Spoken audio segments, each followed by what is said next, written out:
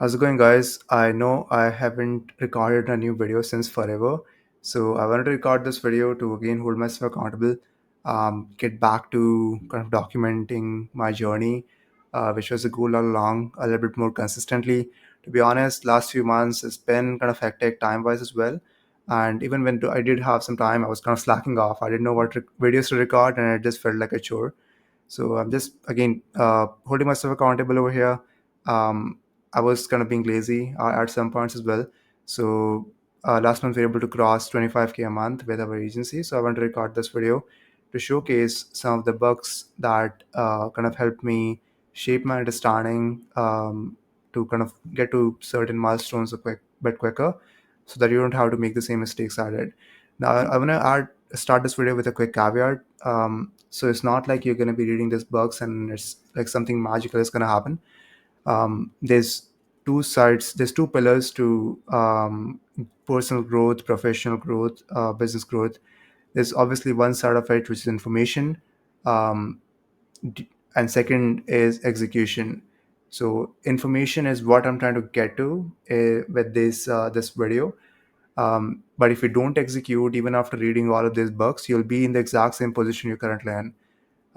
So I want to emphasize this because I have made this mistake before. I was just reading books for the sake of them earlier, and without you implementing the lessons that you learn from these books, none of this is gonna matter, right?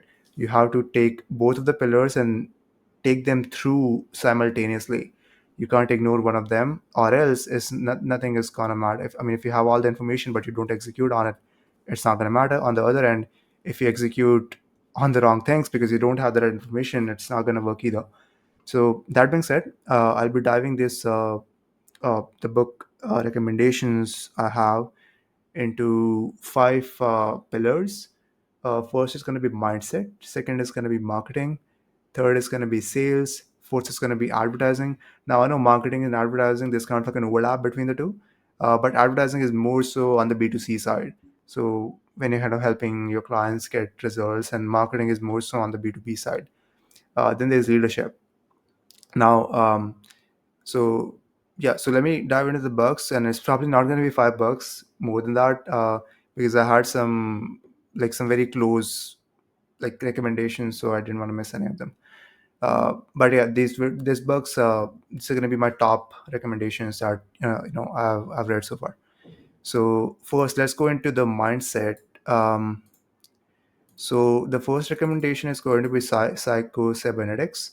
I don't have a copy of this, so the when I first read it, it was like an audiobook, and then I kind of reread it via Kindle. So if you I know it's been out of stock over the last couple of months, but if you're able to get it, I highly recommend. It's the best investment I've made.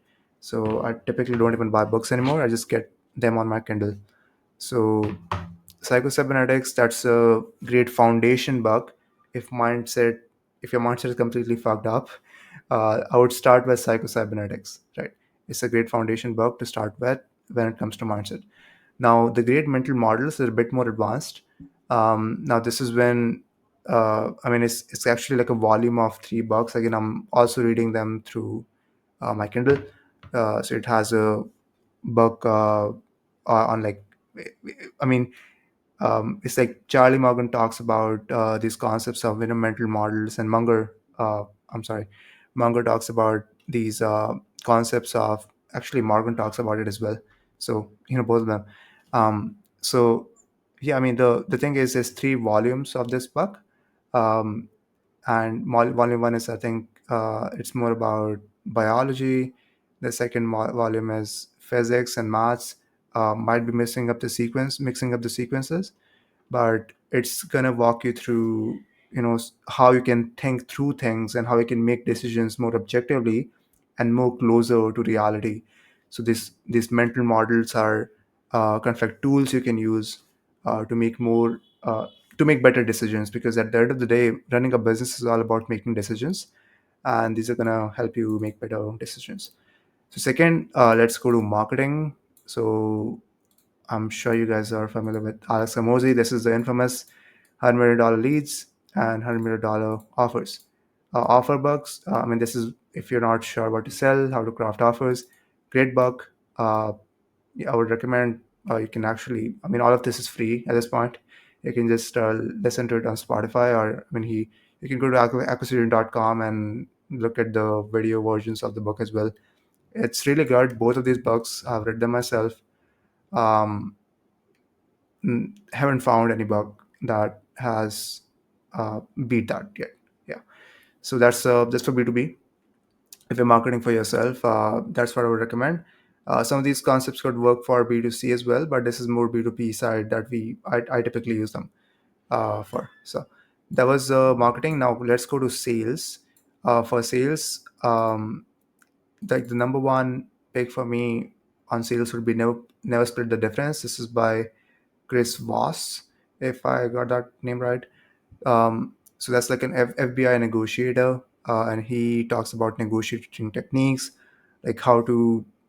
He talks a lot about like tonality, how to make people open up. So if you're running into issues in sales where people are not opening up to you, it might be that you're triggering certain things unconsciously, but how you kind of coming across in terms of tonality, how your body language is.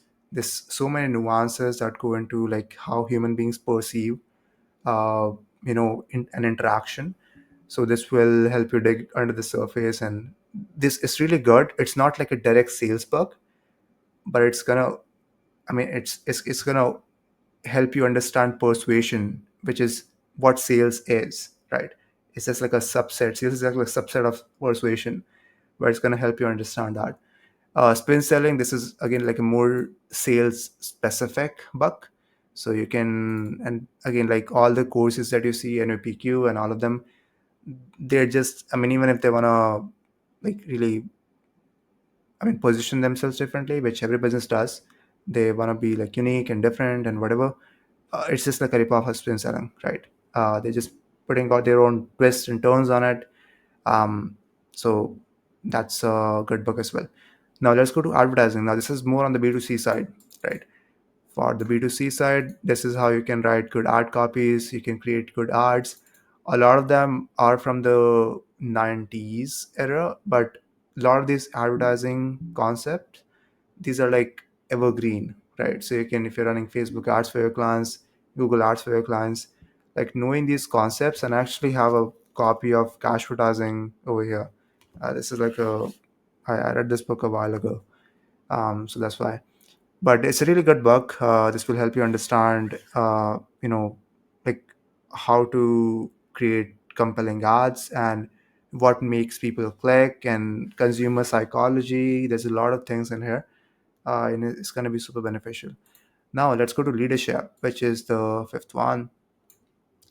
Now in leadership, this is going to be extreme ownership, which is I think it's a book from Jocko and Leif Babin. So these guys were like are like military commanders. They used to, I think they used to, they kind of fought in the Iraq war. And again, a lot of times, like you can learn lessons, not just you can learn not just like the business lessons that you learn. It doesn't have to be necessarily from business. There's so many overlaps. This is what the great mental models is about. Like it's like multi-disciplinary thinking, right? So you can learn business lessons from warfare, and this is like you, with this book you're learning leadership lessons by some of the most extreme scenarios human beings have been in into war, right? So that's what really gets people's real characters out, right? Something like very like life or death, like wars. So it's a really good book on leadership, how to lead people effectively, what mistakes to avoid, and it's going to help you over time as you scale things up, and you have team members. It's going to help you understand like how to lead people effectively. Then it's Wooden on Leadership. This is a really good book as well on leadership.